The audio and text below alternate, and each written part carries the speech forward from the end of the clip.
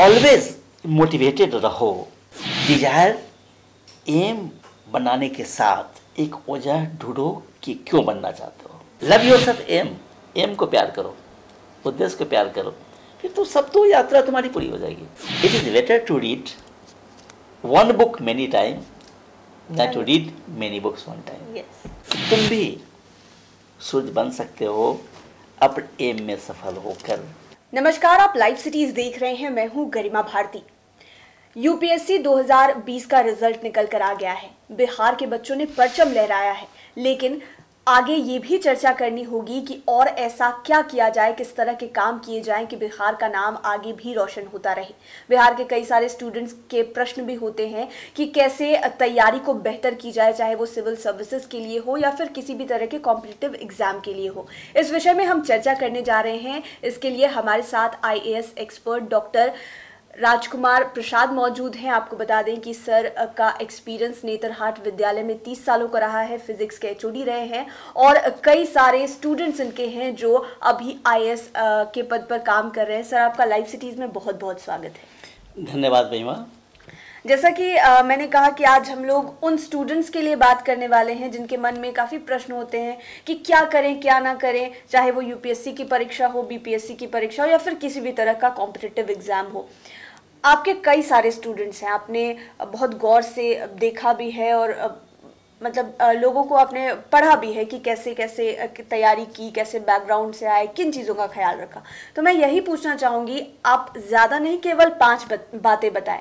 पहले तो ये बताएं कि क्या करना बहुत ज़्यादा ज़रूरी है और हम कोशिश करेंगे कि हम बुलेट पॉइंट्स में बात करें ताकि ऑडियंस को आसानी हो।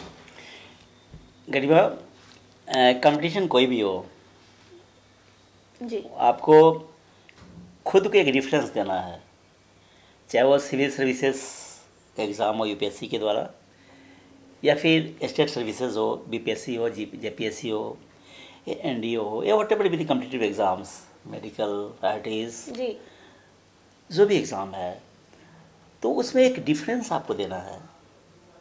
भीड़ तो है, कंप्यूटर्स तो काफ़ी होते हैं, तो डिफरेंस हम देना है हमें। और डिफरेंस कहाँ से आएगा, ये बहुत इंपॉर्टेंट है। बिल्कुल। तो इसमें पहला मैं कहना चाहूँगा कि पहली चीज़ कि एक गोल डिसाइड करो।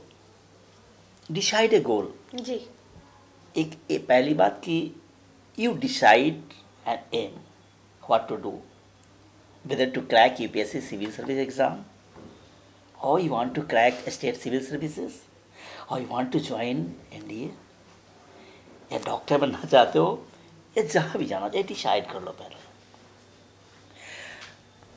नंबर 1, अगर डिसाइड कर लेते हो तो एक तुम्हारे अंदर इंटेंस डिजायर होना चाहिए, जो एक वजह होना चाहिए। अगर तुमने डिसाइड कर लिया कि हमको सिविल सर्वेंट बनना है और तुम्हारे अंदर इंटेंस डिजायर नहीं बना तो डिफिकल्ट होगा। बिल्कुल।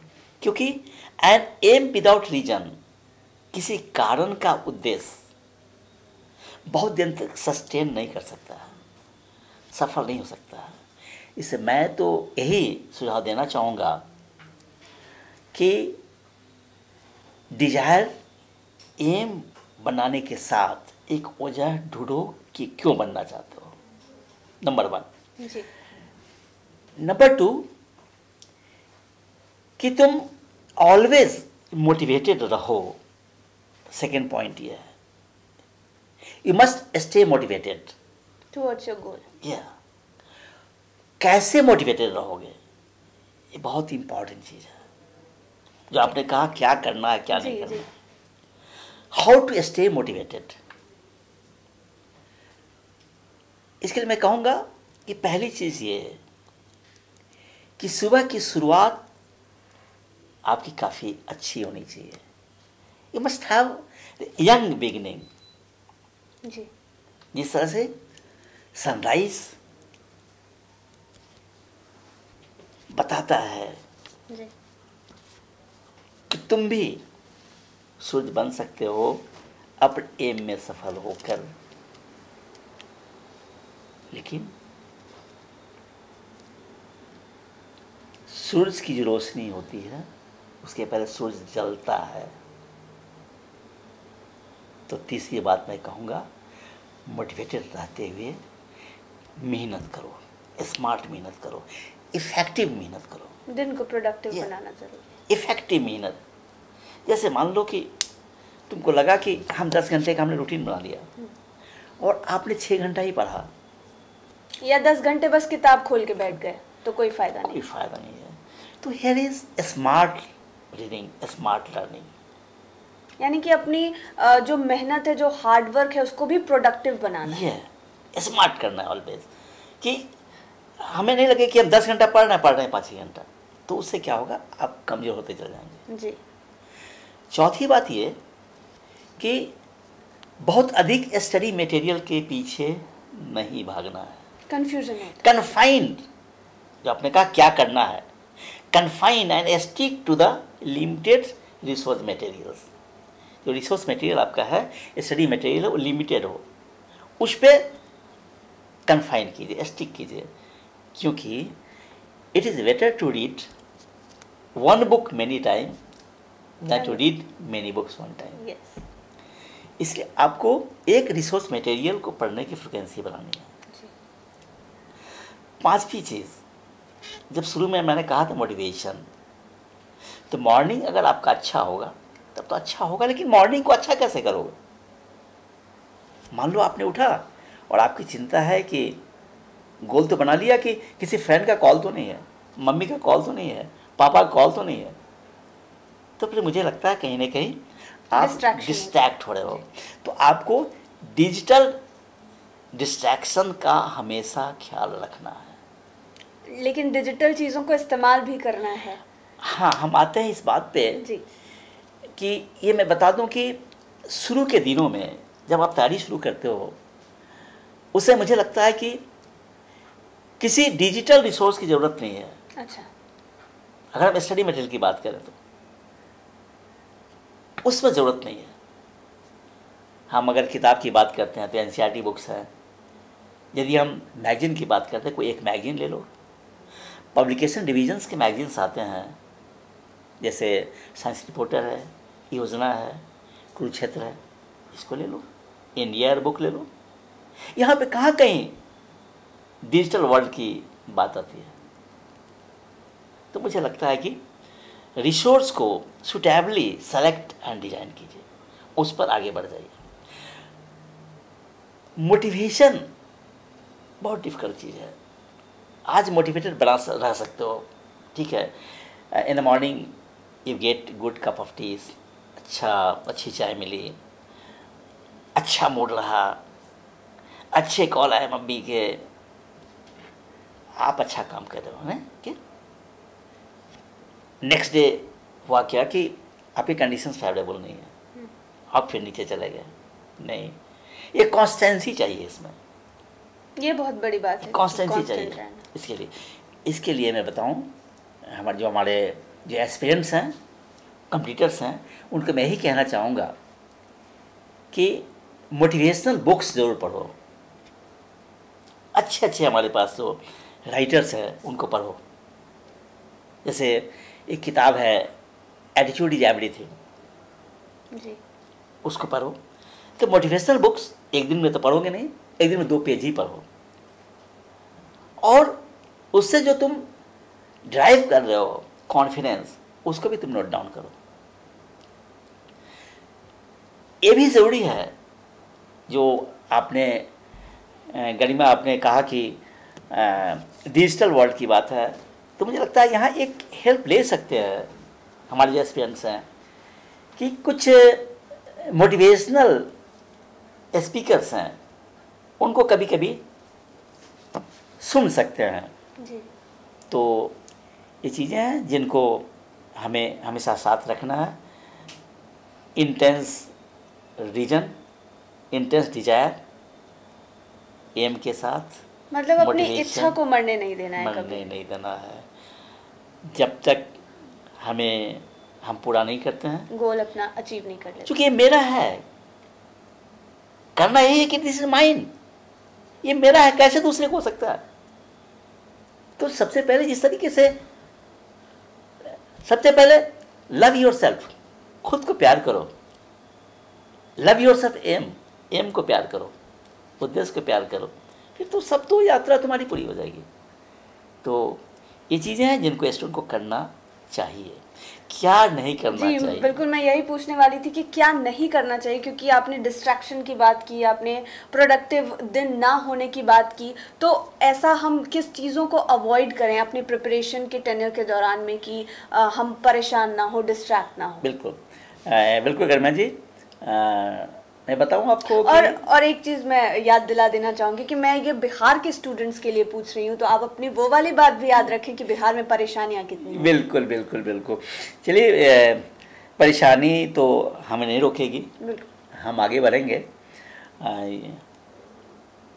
क्या नहीं करना चाहिए बच्चे को, ये मैं बताऊं आपको कि सच बात यह है कि हमारे पास भीड़ है, और बहुत ही असर्टिव भीड़ नहीं है, बहुत पॉजिटिव भीड़ नहीं है। उससे हमें खुद को निकालना है, अवॉइड कर देना, एक डिफरेंस करना है खुद को। तो पहली बात यह है, मैं बताना चाहूँगा आप लोगों को कि you should stay away the toxic people. जो भी टॉक्सिक पीपल है, नेगेटिव पीपल है, उनसे आपको दूर रहना है, क्योंकि वो नेगेटिव पीपल आपको रोकेंगे करने से। यार क्या कर रहा है यार, कोई दूसरा काम कर लोगे, सिविल सर्विस की तैयारी कर रहे हो, होगा कि नहीं होगा, इतना साल मेहनत करोगे, फिर क्या करोगे, नेता के पीछे दौड़ोगे, ऐसा भी लोग कहते हैं। सड़क के किनारे ऐसे भी हमें सुनने को मिलते हैं। इतने मेहनत के बाद जाते हो और you work under the ministers और लीडर्स, उनके अंदर काम करते हो। जो भी एस्पिरेंट्स हो, दोस्तों, मैं आपको बताना चाहूँगा कि आप उनके अंडर नहीं काम करते हो, उनके साथ काम करते हो। You are not walking under them, rather you walk with them. तो जो ऐसे भी जो डिमोटिवेटिंग फैक्टर्स होंगे, उनसे आपको दूर रहना होगा। दूसरी बात कि जो आजकल क्या करते हैं हम लोग, फूड पे ध्यान नहीं देते हैं। Food is also a factor, very very important चीज़। वो मोटिवेटेड रहने के लिए फूड बहुत ज़रूरी है, एक्टिव रहने के लिए कि हम क्या खाते हो, महंगा खाना नहीं, बल्कि क्या खाते हो, ये बहुत इंपॉर्टेंट हो।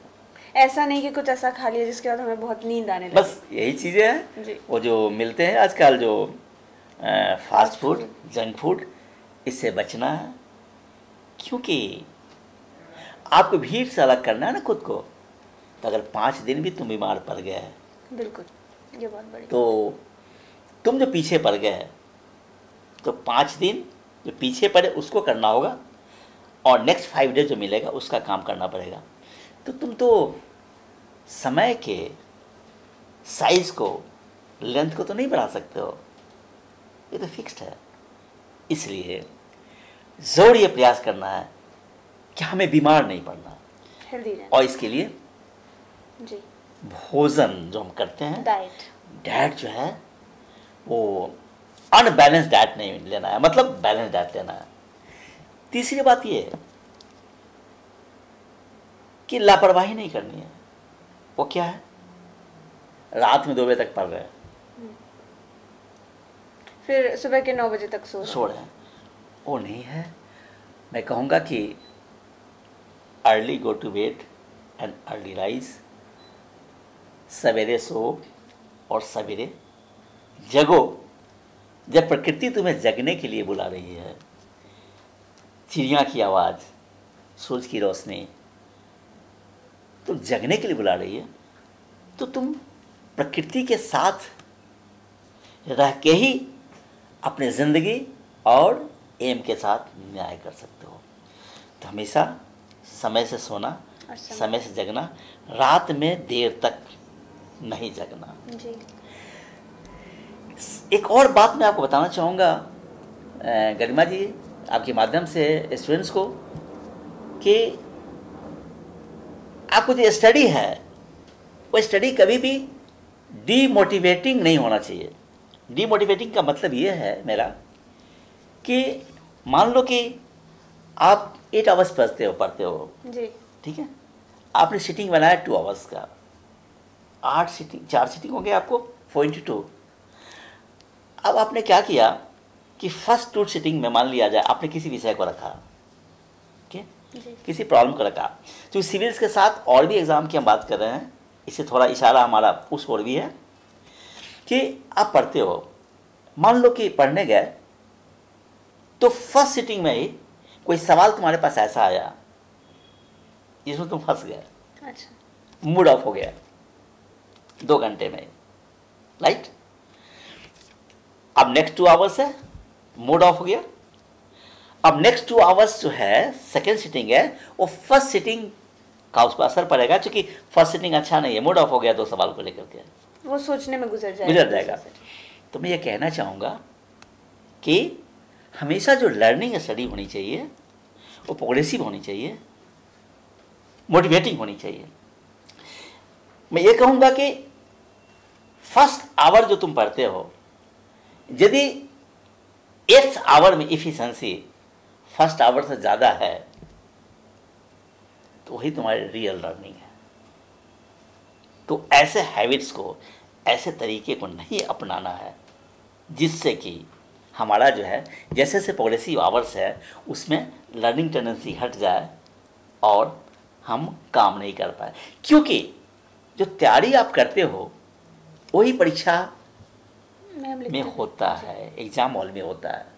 मान लो सपोज करते हो कि वो टेक सिविल सर्विस एग्ज़ाम, आपने एग्ज़ाम दे रहे हो, शुरू के 5 क्वेश्चन ठीक नहीं है, आपने ज़्यादा दिमाग लगा दिया, टाइम वेस्ट हो गया हो, आपका कंसंट्रेशन बिगड़ गया, उसका इम्पैक्ट पड़ेगा नेक्स्ट पे। मैं ये कहना चाहूँगा बच्चों से कि हमारी ट्रेनिंग ऐसी कभी नहीं होनी चाहिए, या हमारी तैयारी ऐसे कभी नहीं होनी चाहिए जो हमारा परफॉर्मेंस जो है वह एडवांसिंग नहीं हो, मल्टीप्लाइंग नहीं हो, बल्कि आगे वह बढ़े, इनकरेजिंग हो, पढ़ने में हमें मज़ा आए। एक बात और कहना चाहूँगा मैं कि आप बीमार पड़े एक बात है, आप ज़रूर अपने रिश्तों से भी कहिए, मम्मी पापा से भी कहिए, भाइयों से भी कहिए कि आप लोग भी ठीक रहो, ताकि ध्यान आपका कोई कॉल ना आए जी कि मम्मी बीमार पड़ी है। अब मम्मी बीमार पड़ गई, बेटा है बेटी है, तैयारी कर रही है, स्वाभाविक है, संवेदना है, उनके कारण ही दुनिया में आए हैं, उनको हम तो इग्नोर नहीं कर सकते हैं। लेकिन इस बात को भी हम इग्नोर नहीं कर सकते हैं कि उनकी तबीयत खराब होने से जो मुझे बाधा आई, इसका कंपनसेशन नहीं हो सकता है। तो मैं ये कहना चाहूँगा कि कभी भी हमारी जो लर्निंग होनी चाहिए वो डिमोटिवेटिंग नहीं होनी चाहिए। और एक चीज़ और, जब तुम यात्रा शुरू कर देते हैं, once you start the journey, जब आपने यात्रा शुरू कर दी, डोंट गिव अप, छोड़ो नहीं, जब तक गोल अचीव ना हो जाए, छोड़ो नहीं। थैंक यू सर, आपने डूज एंड डोंट्स बहुत अच्छे तरह से हमें समझाया है। आने वाले समय में जो भी सिविल सर्विसेज के या फिर किसी भी कॉम्पिटिटिव एग्ज़ाम के जो एस्पिरेंट्स होंगे, आपको भी समझ में आया होगा कि आपको क्या करना है, क्या नहीं करना है। एक एक बारीकियों के विषय में सर ने हमें बहुत अच्छी तरह से समझाया है। उम्मीद है ये वीडियो आपके लिए बेहद कारगर साबित होगा। लाइव सिटीज़ के साथ आप बने रहें, हमारे चैनल को सब्सक्राइब करें। ये वीडियो फेसबुक पर देख रहे हैं तो पेज को लाइक करें, साथ ही साथ आप हमें ट्विटर पर भी फॉलो कर सकते हैं। धन्यवाद।